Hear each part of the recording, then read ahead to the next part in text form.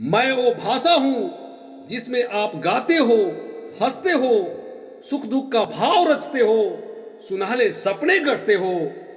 मैं वो भाषा हूँ जिसमें राग है, विराग है, संयोग है, वियोग है, विरह है, मिलन है।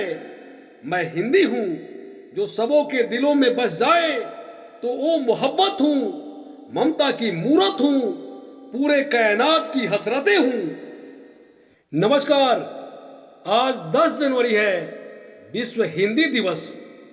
इस पावन अवसर पर मैं doctor Chhotelal Gupta, assistant professor, संसार के समस्त हिंदी प्रेमियों को प्रणाम करता हूं। विश्व हिंदी दिवस प्रति वर्ष 10 जनवरी को मनाया जाता है। इसका उद्देश्य विश्व में हिंदी के प्रचार प्रसार के लिए जागरूकता पैदा करना है, हिंदी को अंतर्राष्ट्रीय भाषा के रूप में ख्याति दिलाना है। विश्व में हिंदी का प्रचार प्रसार कैसे हो, इसके लिए विश्व हिंदी सम्मेलनों की शुरुआत की गई और प्रथम विश्व हिंदी सम्मेलन 10 जनवरी 1975 को प्रधानमंत्री इंदिरा गांधी के नेतृत्व में नागपुर में आयोजित की गई। उसके बाद पुनः 10 जनवरी 2006 से पूर्व प्रधानमंत्री मनमोहन सिंह के नेतृत्व में विश्व हिंदी सम्मेलन मनाने की परंपरा शुरू की गई।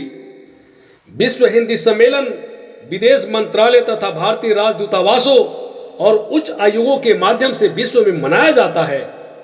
विदेशों में हिंदी का प्रचार प्रसार करने में प्रवासी भारतीयों का बहुत बड़ा योगदान रहा है। हिंदी के प्रति प्यार, हिंदी भाषा के मूल रूप को बनाए रखने के लिए उनका संघर्ष उल्लेखनीय है। विदेशों में हिंदी के प्रचार प्रसार के लिए कई कदम उठाए गए हैं। सरकारी कामकाज के लिए हिंदी को ज्यादा से ज्यादा प्रयोग करना है। साथ में कई योजनाएं भी बनाई गई है। हमारे इन सभी प्रयासों से हिंदी का महत्व बढ़ा है और हिंदी बोलने वालों की संख्या में दिन प्रतिदिन वृद्धि होती जा रही है और आगे भी होती रहेगी। आजादी के बाद राष्ट्रीय स्तर पर 14 सितंबर को राष्ट्रीय हिंदी दिवस मनाया जाता है, क्योंकि 14 सितंबर 1949 को भारतीय संविधान ने हिंदी को राजभाषा के रूप में अंगीकार किया। देश में हिंदी को व्यवहार में लाया जाए जिससे कि राष्ट्रीय एकता और उन्नति कायम रहे। हिंदी की सबसे बड़ी शक्ति उसकी सरलता, सहजता, सुगमता, सुबोधता और स्वाभाविकता है। हिंदी की विशेषता है कि इसमें जो बोला जाता है वही लिखा जाता है। कवि नीरज कहते हैं, आत्मा के सौंदर्य का शब्द रूप है काव्य, मानव होना भाग्य है, कवि होना सौभाग्य।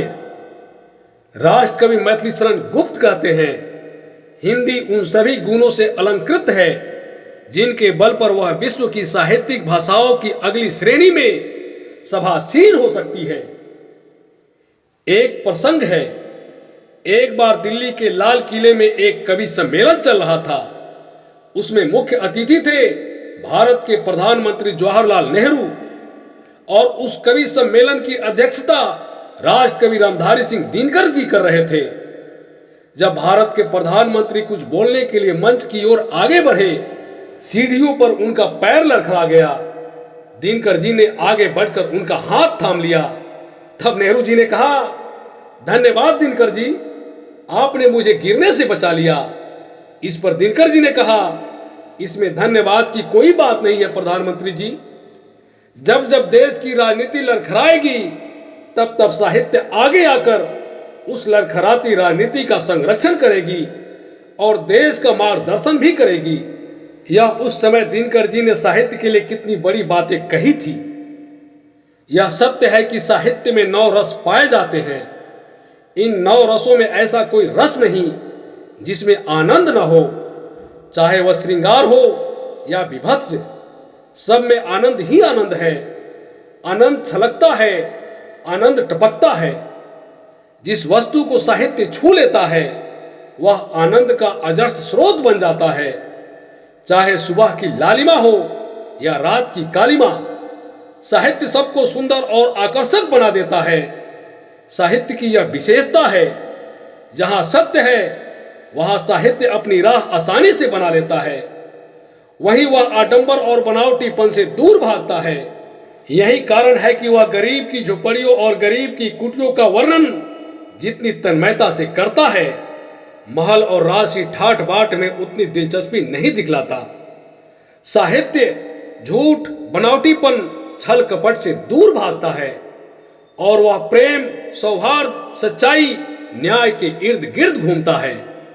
जन जन की भाषा है हिंदी, भारत की आशा है हिंदी। जिसने पूरे देश को जोड़े रखा है, वो मजबूत धागा है हिंदी।